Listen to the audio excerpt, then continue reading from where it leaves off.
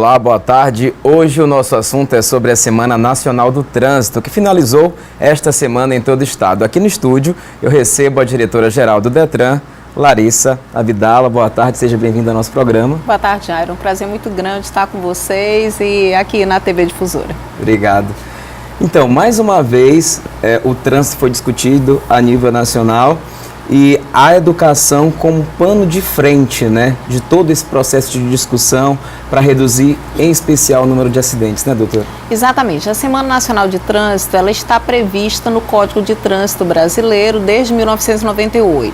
Então, todos os órgãos integrantes do Sistema Nacional de Trânsito possuem essa semana muito especial em seu calendário, que é de 18 a 25 de setembro de todos os anos.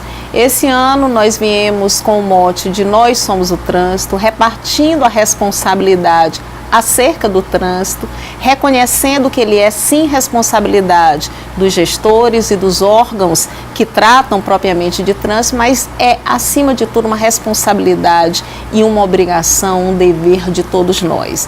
Então nós tivemos uma semana de vasta programação, não só em São Luís, mas em vários municípios do Maranhão. Exatamente, isso é importante, né? Descentralizar essas ações de educação, e isso tem sido feito rotineiramente, tem alcançado bons resultados. Com absoluta certeza.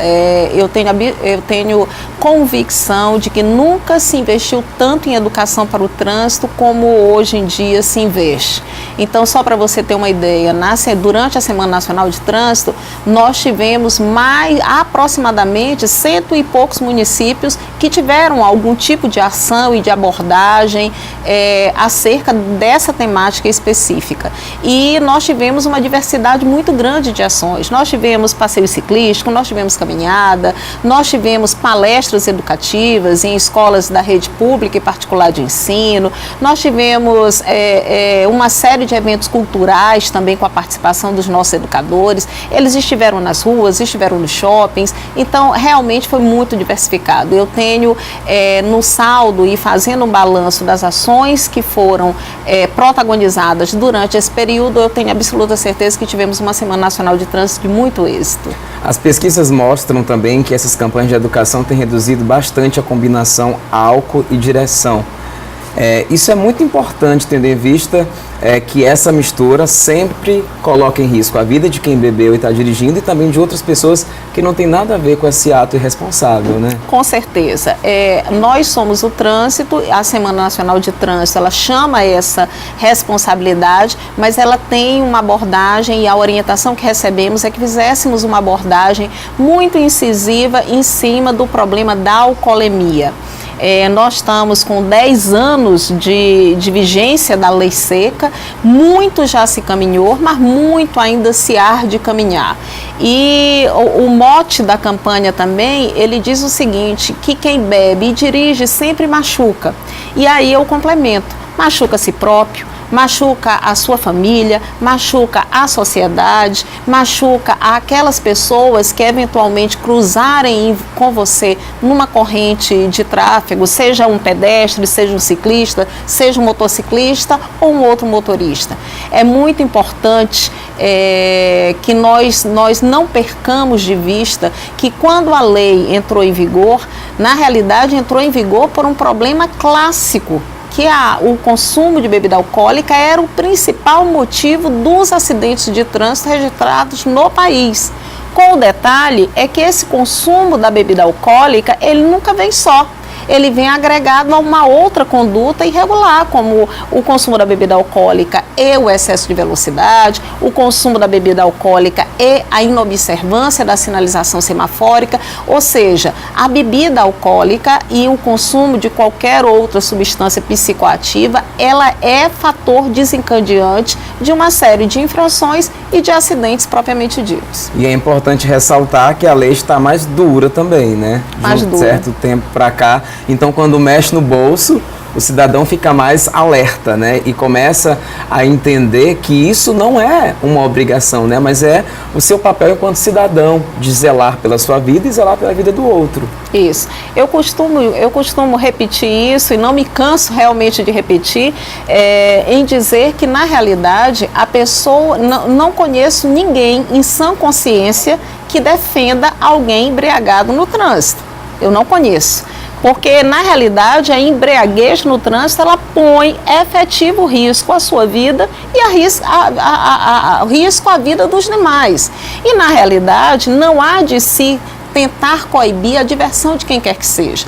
Quem gosta de consumir bebida alcoólica, que o faça com a advertência da moderação, mas que o que a lei ela impede, o que a lei torna, criminaliza e torna irregular e ilícito é o consumo da bebida alcoólica conjugado com a direção de veículo automotor.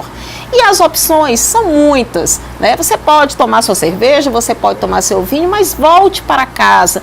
E as opções são inúmeras, de táxi, de Uber, pegue uma carona com quem efetivamente não tiver consumido a bebida alcoólica. Hoje em dia, para festas e para shows, grupos de amigos têm fretado vans, ou seja, tem inúmeras opções, né? E o que a lei ela impede é exatamente a conjugação do álcool com a condução de um veículo automotor. Verdade. Há anos se discute no país a questão de colocar a educação para o trânsito dentro das escolas logo nos primeiros anos, né, da educação normal. O que falta? Qual o entrave para essa educação realmente chegar, né? Porque facilitaria muito se desde pequeno a gente fosse ensinado a respeitar o outro no trânsito. Na realidade, essa questão ela encontra inclusive previsão legal.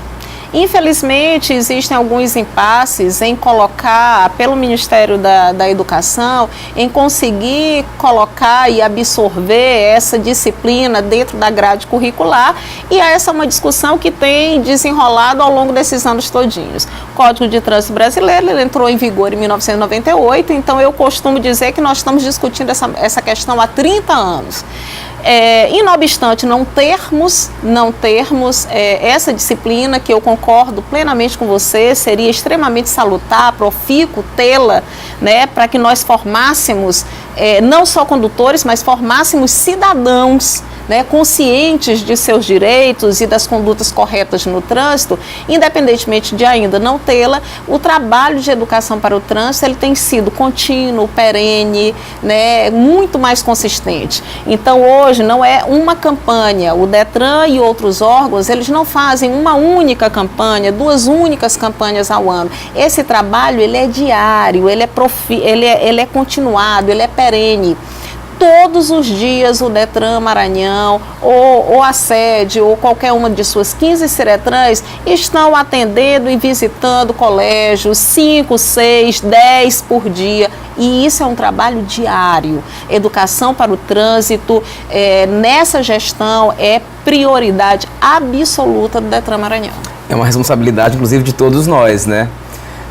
Dados da Secretaria de Saúde do Estado mostram que no ano passado, das 190 mortes no trânsito, 55 foram com pedestres. Então a gente percebe também que o motorista ele tem ali aquele momento de treinamento, de conhecer a sinalização, mas muitas vezes as pessoas não têm acesso a essas informações e acabam negligenciando muito, às vezes não entendem direito a sinalização, negligencia com o uso da faixa. Isso é um problema grave também, né? Gravíssimo. Na realidade, o problema do pedestre, e aí a gente, na gestão de um órgão como o Detran, nós temos acesso a uma série de estudos. E o que se verifica? Se verifica que a pessoa, quando está pilotando uma moto ou está conduzindo um veículo, ela se sente de alguma forma protegida e esquece que em algum momento do seu dia a dia ela também será pedestre.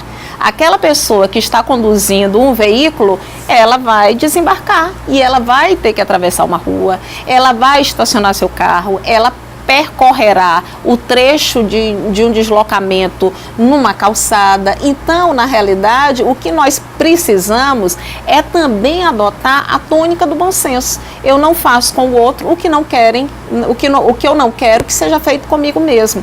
E sem se esquecer, qualquer pessoa que está conduzindo um veículo, uma moto, uma bicicleta, um caminhão, um ônibus, numa determinada hora ou em várias horas daquele mesmo dia, ela é um pedestre também. Doutora, a gente vai para outros países da América Latina, aqui México, Chile, Argentina, ainda se usa muito a passarela e as pessoas respeitam isso. praticamente todas as vias são vias de alta circulação de veículos. Por que não pegou aqui no Brasil, em especial aqui em São Luís, também a gente não vê o uso dessas passarelas? Na realidade, é um tema extremamente polêmico para quem trata e quem trabalha a parte de infraestrutura de trânsito. E as críticas acerca das passarelas é que elas são inexitosas a partir do momento em que as pessoas, na realidade, não se deslocam para poder utilizá-la e terminam fazendo a travessia de uma pista de rolamento em qualquer ponto. Mas eu costumo também dizer que essas críticas, elas podem ser plenamente aplicadas à faixa de pedestre. Sim. Onde se vê que existe uma faixa de pedestre, muitas vezes a pessoa deixa de percorrer 50, 100 metros e resolve atravessar numa pista de rolamento, colocando sua vida em risco, ao invés de atravessá-lo de uma forma muito mais segura, que seria na faixa de pedestre. Então, o que eu acho, Jairo, o que falta acima de tudo é educação, é consciência, né? É por isso que o trabalho em educação, ele é um trabalho extremamente importante. Com um detalhe que eu gostaria de ressalvar: quando se fala em educação, nosso primeiro pensamento é em cima de crianças e adolescentes. Sim. São caráter, são personalidades que estão sendo formadas, né? E também conceitos morais, de cidadania, de ética, que também estão sendo formados. Mas muito mais difícil do que educar crianças e adolescentes é reeducar adultos. Na realidade, nós viemos de gerações que foram mal educadas. Nós temos péssimos comportamentos arraigados em nós como partícipes desse trânsito. Então, por conta disso, o Detran também tem vários programas que visam reeducar, que confesso, reitero, muito mais difícil do que educar.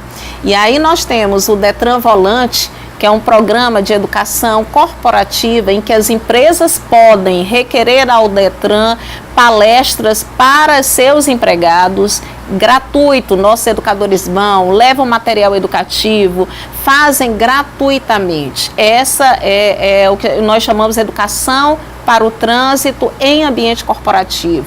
Nós temos o Direção Certa, que ele anda juntinho com a Lei Seca. O que é o Direção Certa? Os nossos educadores vão para os locais onde está havendo consumo de bebida alcoólica, bares, barracas de praia, restaurantes, e eles vão de mesa em mesa. E aí, de uma forma muito simpática, muito alegre, muito cordial, pergunta: vamos, nessa mesa, estão bebendo, querem conhecer o etilômetro, querem fazer um teste em demonstração para saber como é o teste? Muitas pessoas têm dúvidas sobre como funciona o etilômetro. Ali se escolhe quem é o anjo da vez, quem é o motorista do grupo, se tem música ao vivo. Muitas vezes o cantor ou a banda param, pedem para que os nossos educadores deem uma palavrinha ali. Então, esse trabalho para adultos também é muito importante. Com toda certeza.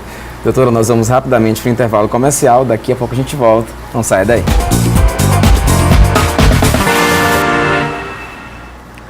De volta ao vivo com o programa Resenha, aqui no estúdio a diretora-geral do Detran, Larissa Abdala. Doutora, antes da Semana Nacional, a gente teve o Encontro Maranhense de Segurança Viária, né? Conta um pouquinho desse evento pra gente. Na realidade, a semana começava dia 18 e nós optamos por iniciá-la um dia antes, dia 17, que aí foi dia 17 e 18 exatamente, primeiro seminário maranhense de segurança viária. E aí nós conseguimos, Jairo, trazer para a nossa plateia e para participar conosco 350 pessoas. E o nosso público foi muito eclético. Nós tínhamos estudantes de direito, nós tínhamos agentes municipais de trânsito, servidores do Detran, policiais, Polícia Rodoviária Federal, ou seja, o ambiente foi o nosso público realmente foi muito eclético. E nesses 2 dias nós tivemos palestrantes de renome nacional conosco. Nós tivemos o maior youtuber na área de trânsito do Brasil, que veio e que fez uma transmissão da palestra dele aqui conosco. Nós tivemos com o Dr. Garonce, que apresenta o Alô Caminhoneiro e que já foi o coordenador de fator humano do Denatran. Nós tivemos o Tenente Coronel Marco Andrade, que é o comandante geral da Lei Seca no Rio de Janeiro, que é o estado pioneiro no trabalho da Lei Seca. Ou seja, com a presença do nosso secretário de Segurança, com o comandante da Polícia Militar, o superintendente da PRF, o presidente da MOB, ou seja, foi assim extremamente importante e valorosas as discussões ao longo desses 2 dias. Então eu costumo dizer que nós, na realidade, abrimos a Semana Nacional de Trânsito 2018 com chaves de ouro, realmente. Até porque, como o próprio tema diz, né, o trânsito somos nós, então todos nós temos responsabilidades, então é importante também o chamamento da sociedade para essas discussões, né? Com absoluta certeza.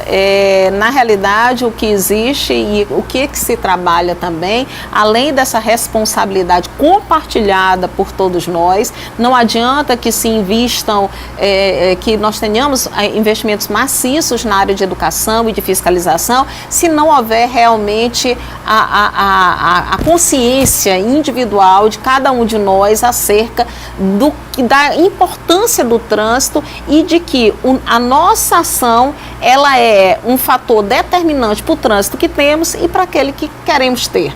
Então é muito importante que essas discussões, elas tragam à baila e que chamem as pessoas a essa reflexão. Doutora, é importante também destacar, né, que nos 3 primeiros meses do ano foram mais de 87 mil indenizações pagas pelo governo federal envolvendo acidentes de trânsito. Sim. Então, se investir mais em educação, se gasta menos com saúde, se gasta menos com indenização, se morre menos também. Então, fortalecer essas ações é muito importante. Muito importante. Primeiro tem o caráter da vida em si. Hoje em dia não se tem e se discute muito, Jairo, como padronizar esses boletins para que sejam aferidos esses índices acerca de acidente de trânsito. Porque nós temos uma pluralidade de aferições, seja pelas secretarias de segurança pública, pela Secretaria de Saúde, seja pelo seguro DPVAT, seja pelo Ministério de Saúde, acerca, combinado com as questões relativas ao SUS, mas um dos índices que mais tem sido utilizado realmente é do DPVAT, que é o do seguro obrigatório. Nos anos de 2016 e 2017, nós tivemos esses 2 anos um decréscimo do índice de acidente em patamares superiores a 40%. Então, nós tivemos realmente números de queda desses acidentes de trânsito favoráveis, que nós reputamos como uma resposta ao trabalho que estava sendo realizado. Ainda não temos fechamento, só teremos 2018 em dezembro, mas esses índices de 2016 e 2017, eles decresceram bastante. E, não obstante isso, cada vida é uma vida, né? Cada lesão é uma lesão. E nós precisamos trabalhar cada vez mais para diminuir índices de mortos e de sequelados no trânsito. Com um detalhe que convém evidenciar é que hoje em dia 70% dos leitos hospitalares no Maranhão são ocupados por vítimas de acidente de trânsito. Então, imagine o recurso que é gasto, ao invés de estar trabalhando profilaxia, outros tipos de doenças, se trabalha com 70% de leitos ocupados por acidentados de trânsito. Então, nós precisamos efetivamente reverter esses números. É importante. É responsabilidade do Detran, é responsabilidade dos municípios, é responsabilidade das polícias, mas é uma responsabilidade individual de cada um de nós. E vale alertar que desses 70%, grande parte envolve motocicletas, né? Motocicletas. Frota do Maranhão, vou dar os números arredondados, nós temos registrados na UF Maranhão, ou seja, na Unidade Federativa do Maranhão, aproximadamente, eu resumo, eu arredondo o número, 1.700.000 veículos. Desses 1.700.000 veículos, 1 milhão são de motocicletas ou motonetas. Então, realmente, nós precisamos trabalhar a questão de motocicletas, porque senão a mortandade será imensa.